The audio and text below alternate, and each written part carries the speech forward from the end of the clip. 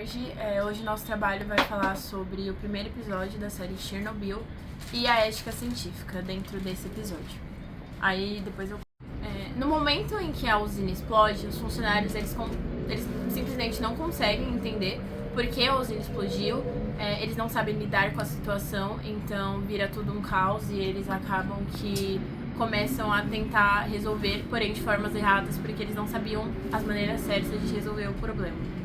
Tudo isso acontece, enquanto tudo isso acontece e os funcionários eles continuam seguindo procedimentos errados que não são seguros, acabam que os bombeiros eles chegam para tentar amenizar a situação, porém eles são expostos a níveis extremos de radiação por não saber o que estava acontecendo ali no momento.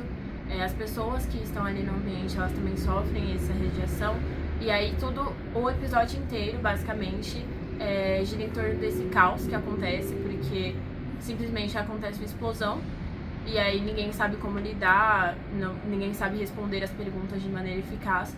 Então o primeiro episódio é basicamente isso, é quando a usina explode e são os primeiros fatos, as primeiras evidências desse problema e é possível perceber que as pessoas não sabem lidar, elas não têm informação e é ali que começa o problema e o problema maior que é a resolução, que teria sido muito mais eficaz se as pessoas tivessem como lidar efetivamente com esse problema e se elas soubessem as informações corretas para lidar com isso. Então todo o nosso trabalho vai falar sobre esse episódio. Que é a mais forte, porém ela pode ser facilmente impedida por coisas como a nossa própria pele ou um pedaço de papel. Porém, se ela for inalada ou ingerida, ela pode causar danos consideráveis. A partícula beta, ela já é uma partícula mais mediana, ela ainda tem uma boa ultrapassagem pelas coisas, porém ela não é ultra penetrante. Ela consegue ser impedida por coisas como o alumínio, porém quem realmente impressiona nessa história é a partícula gama, porque ela começa a ser uma onda eletromagnética que pode passar metais e coisas desse tipo. A interação da radioatividade com a matéria é de ionizar, romper e alterar partículas, fazendo com que um elemento possa se tornar outro, perder ou ganhar elétrons ou ionizá-lo. E aí, professores, tudo bom? Bom dia, boa tarde, boa noite. Bom, não sei que hora vocês vão estar vendo isso. Eu tô aqui para falar sobre alguns aspectos da física e, bom, vamos lá, né? Tô aqui para falar tanto da fluorescência. O que é a fluorescência? Basicamente, é um fenômeno na qual um objeto vai acabar sendo atingido por uma luz e vai acabar absorvendo e vai reemitir essa quantidade de luz, de fótons, de forma quase instantânea. Por mais que tenha um atrasozinho de milissegundos. E um exemplo disso a gente tem na série, que é o efeito Cherenkov, que é aquele brilho azul em volta do reator. O efeito Cherenkov nada mais é do que essas partículas de luz sendo carregadas, circulando no ar de forma tanto igual ou mais rápida que a luz. Agora, sobre a fosforescência, que também tem algo a ver, mas é diferente, afinal, ambos os fenômenos precisam ser atingidos pela luz, mas no caso da fosforescência, ela é uma emissão com atraso. E essa emissão com atraso se deve ao fato de que, ao invés de reemitir o brilho quase instantaneamente, ela vai emitir esse brilho quando ela tiver com a ausência dessa luz e também com um lugar fechado com baixa luminosidade. Por isso que as placas de saída de incêndio brilham quando estão no escuro, por exemplo. Agora, sobre a dualidade da luz, basicamente ela gira em torno de dois aspectos que se conectam da mesma forma, já que ambos têm a ver com o comportamento da luz, já que ela pode ser tanto uma onda como uma partícula. O efeito Cherenkov, por exemplo, pode tratar isso muito bem, mostrando ambos o comportamento dessa luz. Agora também gostaria de falar com vocês, sobre o modelo padrão das partículas e o papel delas de forma subatômica. Tanto como os prótons e os seus núcleos pesados, eles são basicamente o alvo de uma fissão nuclear, ou seja, o objetivo da fissão nuclear é atingir os prótons. E na série, por exemplo, é o principal um dos responsáveis, né, já que o colapso da contenção, né, de que tinha no reator acabou se desgastando e aí produtos de fissão acabaram sendo lançados na atmosfera. Agora, os elétrons que vão estar envolvidos na radiação beta, ou seja, eles expandem, contribuíram na série, por exemplo, com queimaduras e danos celulares nas pessoas que foram afetadas tanto pela chuva ácida quanto pela radiação de Chernobyl. Agora, os fótons, que estão ligados aos raios gamas, são basicamente as partículas de luz. E por serem, né, fótons, partículas de luz, elas possuem alto valor energético, ou seja, dá muita energia, afinal é a própria luz. E também na série é uma das principais responsáveis pela morte rápida dos bombeiros, já que a fóton pode simplesmente atravessar a luz. A luz não, o corpo. Desculpa. Bom, é isso que eu tinha para falar. Um beijo. Bom, efeitos da radiação sobre células e tecidos. A radiação, ela tem o poder de alterar a estrutura molecular das nossas células, principalmente a do DNA. Quando essa energia atravessa o organismo, ela tem o poder de causar diferentes tipos de impacto dependendo da intensidade, ou do tempo de exposição, ou do tipo de tecido atingido. Se o dano é leve, a própria célula pode se corrigir. A célula pode entrar em apoptose, que é a morte programada. As células podem se dividir com erro, o que cria mutações, e isso são os efeitos que a radiação causa no DNA. Agora, o efeito em tecidos pode variar. Os que são mais afetados são os que se dividem rápido, sendo eles a medula óssea, o sistema gastrointestinal, a pele e as gônadas. As gônadas são glândulas sexuais.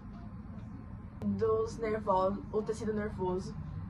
Agora, o tecido nervoso e muscular, por se dividirem pouco, eles são mais resistentes à exposição à radiação, né? Agora, existem também efeitos imediatos e efeitos tardios. Os efeitos imediatos são, dentre eles, náusea, vômito, queda de cabelo, queimaduras e a diminuição dos glóbulos brancos. Agora, efeitos crônicos são a catarata, a infertilidade, fibroses em órgãos, o câncer, já citado anteriormente, e o envelhecimento precoce das células. Lembrando que alguns desses são hereditários, então, por exemplo, a infertilidade ela pode passar de pai para filho, sendo que foi o pai que foi exposto à radioatividade. Existem dois tipos de efeitos da radiação. O determinístico, que é onde existe um limite mínimo de dose para causar certo efeito, então, por exemplo, queimaduras ou a síndrome aguda da radiação. Então, para você ter esse tipo de sintoma, você precisa ser exposto a uma quantidade mínima de radiação. Isso é o efeito determinístico. Agora, o efeito estocástico, ele não tem limite para dose de exposição. Então, se você for exposto a uma dose mínima, você já tem chance de ter esse tipo de sintoma. Por exemplo, o câncer, que eu também já citei. Com o exemplo de Chernobyl, ele causou tanto o efeito determinístico quanto o estocástico. Mas, por exemplo, um caso que eu conheço mais sobre é o caso de Goiânia, aqui no Brasil, do Césio-137, que não foi causado por uma usina nuclear, mas sim por uma máquina de radiologia, se não me engano. Se você quiser saber mais sobre esse caso, eu recomendo assistir o vídeo do Nostalgia, que foi o que eu vi. E lá, obviamente, não tiveram tantas vítimas quanto em Chernobyl, e também foram sintomas mais leves, justamente pela dose de exposição à radiação ter sido menor. E lá eles tiveram sintomas mais parecidos com as náuseas, os vômitos que eu comentei. Além desses sintomas, a radiação pode causar morte? Você me pergunta. E eu te respondo, sim, né? Porque gera câncer. Mas não só por causa disso. Como eu disse, a radiação ionizante ela tem energia suficiente para quebrar as moléculas dentro das células, principalmente o DNA. E isso causa três coisas. Destruição das células, tanto de tecidos quanto células de medula óssea, que é o que a gente precisa. Em relação ao tecido, se você não tem uma pele, você vai pegar infecção e você vai morrer. Então, assim, por isso que você morre. E a radiação, ela também causa falha do sistema nervoso, o que, em doses altas, causa falência rápida e fatal. E a radiação também causa falha do sistema nervoso, em doses altas, o que é uma falha fatal. Além disso, a síndrome aguda da radiação, ela pode, dependendo da dose, dependendo da dose de radiação, né, a pessoa pode morrer em horas, dias ou semanas. Então, por exemplo, uma dose muito alta, a pessoa vai ter um dano no sistema nervoso e a morte de 24 a 48 horas. Agora, uma dose intermediária, a pessoa vai ter falência pulmonar, intestinal, infecciosa e morre em dias. E agora, uma dose alta, mas menor, a falência da medula óssea pode causar a morte em semanas se não for tratada. Em relação às consequências ecológicas para as plantas e para os animais, a gente tem similaridades aos humanos. Tudo bem que a gente é humano, que a gente é animal também, né? Tá. Os elementos radioativos, eles têm um núcleo instável. Para se tornarem estáveis, eles passam pelo processo de decaimento radioativo, emitindo assim partículas e radiação. Não. Perfeito, perfeito. Existem 3 tipos principais de decaimento. O decaimento alfa, o beta e o gama. O alfa, ele emite 2 prótons e 2 elétrons. No decaimento beta, nós temos a troca de um nêutron por um próton, assim emitindo elétrons. E no decaimento gama, nós temos uma radiação por meio do eletromagnetismo de alta frequência. O tempo de meia-vida basicamente consiste no quê? O tempo para que... O tempo de meia-vida consiste no tempo, claramente, que um elemento radioativo se desintegrará pela metade. Ou seja, o tempo que tal elemento se desintegrará pela metade. A meia-vida, ela é constante, ou seja, não sofre alterações por tempo, temperatura ou afins. Depois da explosão, vários elementos radioativos escapam para o ambiente. Esses elementos têm núcleos instáveis e liberam a radiação. Alguns desses elementos que aparecem de forma implícita: urânio, combustível principal do reator, iodo 131, que se espalha rapidamente e é absorvido pelo corpo, césio 137, que permanece por anos no ambiente. Esses elementos, eles podem entrar em contato no solo, no ar, dentro das pessoas, e por isso que a gente vê várias pessoas, vários bombeiros ali naquela área sem nem perceber que está correndo risco. Quando o urânio sofre fissão, os átomos se dividem em fragmentos menores, chamados isótopos radioativos. Eles continuam emitindo radiação enquanto tentam se estabilizar. No episódio, isso é mostrado pelos pedaços de grafite radioativo no chão, poeira brilhante no ar, fumaça tóxica saindo do reator, e tudo isso são resíduos altamente radioativos que continuam liberando energia mesmo após a explosão. Agora a gente vai falar um pouquinho referente à contaminação da alimentação e da cadeia alimentar e de como as partículas radioativas elas chegam até os alimentos. Vamos nos colocar num cenário de que aconteceu algum evento relacionado à radioatividade. Com isso, a explosão lança as partículas radioativas na atmosfera. Essas partículas elas se depositam no solo, na água, nas plantas, em construções, enfim. Com esse cenário fixado na nossa mente, eu vou explicar os 2 principais tipos de contaminação e de forma de entrar na alimentação humana.